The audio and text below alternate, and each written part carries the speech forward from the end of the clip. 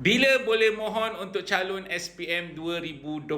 Ini adalah berkaitan dengan soalan permohonan untuk anda sambung belajar ke aliran kemahiran terutamanya dalam program TVET. So tolong bantu saya save video ini. Saya nak kongsikan kepada anda tarikh-tarikh penting yang perlu anda alert dan make sure anda kongsikan kepada kawan-kawan anda yang berminat dalam TVET sebab ramai lagi tak tahu. Sebab video sebelum ini saya dah kongsikan kepada anda tarikh-tarikh untuk permohonan DUP_TVET. Dan komen dekat ruangan komen, tag kawan-kawan anda supaya dia dapat jumpa video ini. So untuk maklumat anda, permohonan rasmi untuk anda mohon program-program TVET DUP_TVET aliran perdana ataupun ambilan perdana untuk seluruh Malaysia adalah bermula pada 1 April 2026. Ini adalah tarikh rasmi untuk anda bermohon di UP_TVET bahagian perdana. So tarikh 1 April sehingga 8 Mei 2026 itu adalah tarikh permohonan rasmi. Sepanjang 1 April sehingga 8 Mei adalah tarikh untuk anda memohon. Okey, save nombor tarikh ini.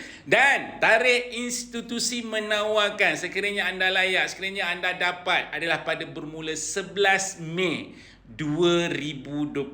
Pada 11 Mei anda akan dapat tawaran. Manakala 25 Mei, apa yang anda kena buat adalah anda kena setuju terima. Ini adalah sangat penting. Tarikh ini sangat penting. Kalau anda dah dapat tawaran daripada institusi, wajib untuk anda respon dengan cepat untuk setuju terima. Tempoh ini bermula 25 Mei 2026 adalah tempoh untuk anda klik setuju terima. Bukan tarikh untuk anda masih lagi dalam dilema. Nak terima ke tak nak terima? Sebab untuk UP_TVET bergantung kepada kapasiti. Kalau kapasiti dah penuh, anda tak dapat. Kepada mereka yang tak dapat, apa nak kena buat? Tunggu tempoh rayuan.